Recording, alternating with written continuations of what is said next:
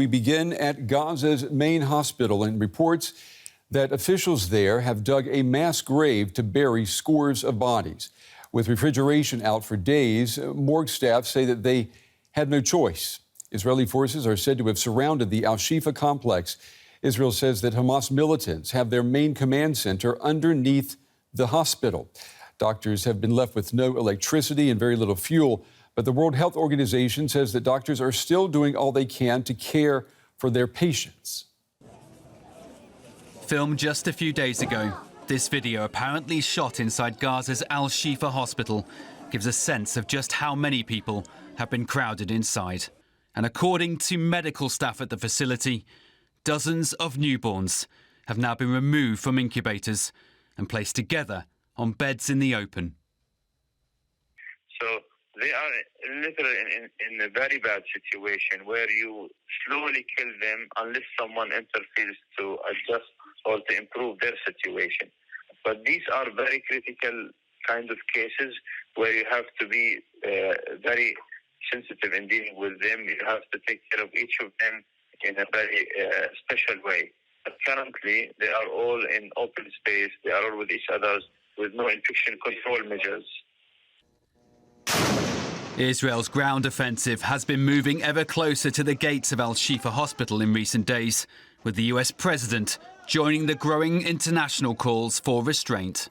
Well, I have not been reluctant in expressing my concerns what's going on. And it's my hope and expectation that there will be less intrusive action relative to the hospital. But the hospital must be protected. Israel's military has accused Hamas of using hospitals to hide command centres and weapons, and it's now released footage of what it says is a children's hospital in Gaza. The tunnel is let down more than 20 meters down. The rowboat found a door that is bulletproof, it's explosives proof. Alleging Hamas had held hostages in rooms beneath the hospital. We are now in the area of the basement of the hospital, along with a cache of weapons and explosives. I want you to understand, this kind of gear is a gear for a major fight. These are explosives. These are vests with explosives. Yeah, it's a body vest for terrorists to explode on forces, among hospitals, among patients. Hospitals are given special protection during times of war, but Israel argues that Hamas's use of medical facilities as cover overrides any legal safeguards as it intensifies its ground offensive inside the Gaza Strip. Well, I'm joined on the phone now by Dr. Marwan Abu Sada. He's head of surgery at Al-Shifa Hospital in Gaza. Doctor, we appreciate you taking the time to talk with us again today. We have reports of mass graves being dug at Al-Shifa Hospital. What can you tell us about that? Yes, the medical staff here decide to bury the dead bodies here because around more than 100 dead bodies are in the open space and they are a source of outbreaks and infection.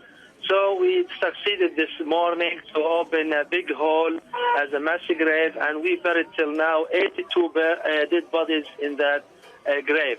So, and tomorrow we'll continue the work. Still, there are a huge number of dead bodies are outside in the open space, and some of them they are in the refrigerator. But unfortunately, the refrigerator is not functioning because of lack of electricity. Yeah.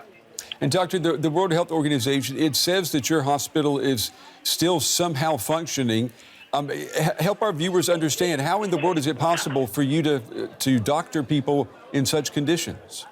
Yeah, okay, we are providing here the minimal care for our patients. Yes, we don't have electricity, we have a darkness, yes, but we are depending on solar energy, so we can provide some solar energy. Today we perform some surgery. Yesterday we performed 15 surgery for our patient without oxygen, what is called in total IV anesthesia, and using the air, pumping the air, normal air, not the oxygenated air for the patient, especially for the adults. It is risky to give it for the children and to the neonates, but for the adults it is acceptable in this condition. This is not the ideal condition what we work in it, but we can provide this. And also for the babies, we still are keeping these babies in the open space. It's not good atmosphere to raise and to take care of this baby. But okay, this is what we have because we are run out of oxygen and also we ran out of electricity. So we are keeping in one big theater in our theater, main operating theater. What about we hear that there are dozens of babies whose lives are at risk. What are you doing to keep those babies alive? I mean, if you don't have electricity, I'm assuming you don't have incubators for the babies. No, yes, we are putting in a bed. We are putting a heated blanket sheet beneath them, and we are covering them with a Sullivan paper, and we are heating the room inside, itself. The room, the atmosphere of the room is hot, but we are afraid sometimes we have electricity especially for designated electricity for this room. So to keep the environment in this room hot and not to have, not these babies to have a hypothermic and so on. We feed them.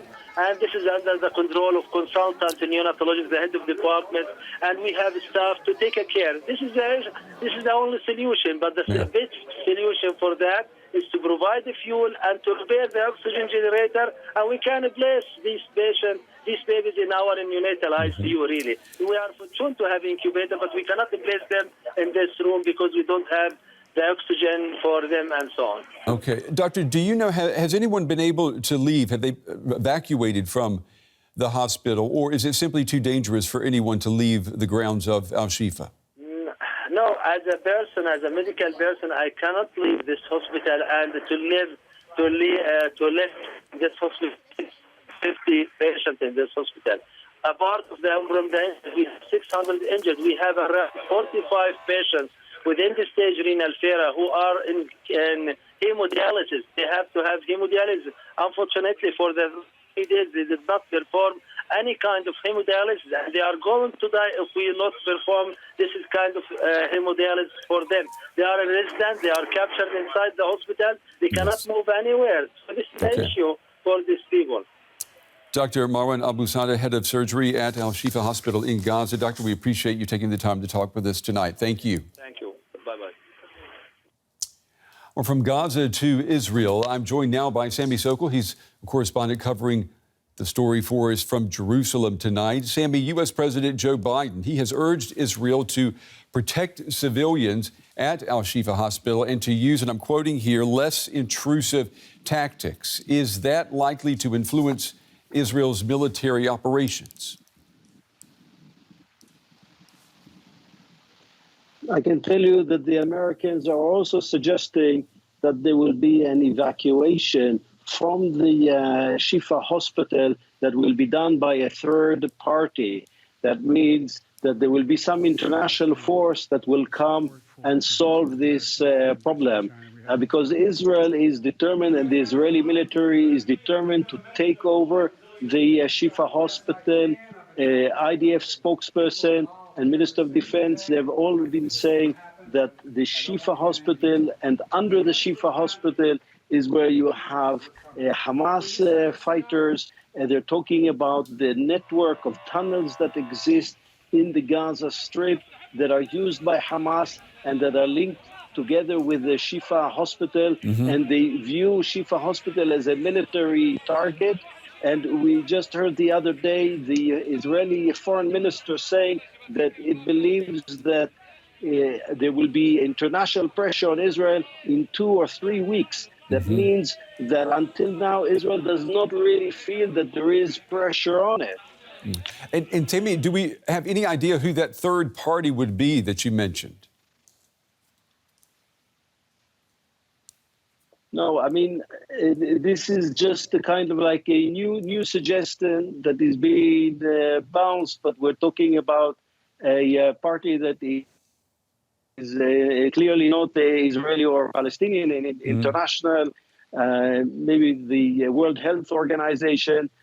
But I think that at this stage, Israel is not too keen on having any kind of foreign intervention, and it wants to have full control of what's happening on the ground. And Sami, what about the hostages being held in Gaza? What's an update on efforts to release them or to get them released?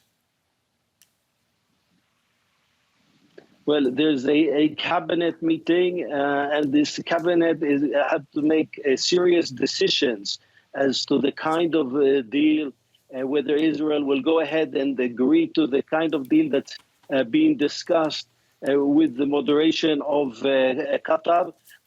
Of course, also the Egyptians are also involved. We have the head of the Shin Bet, the Israeli Security Services, is now in Egypt.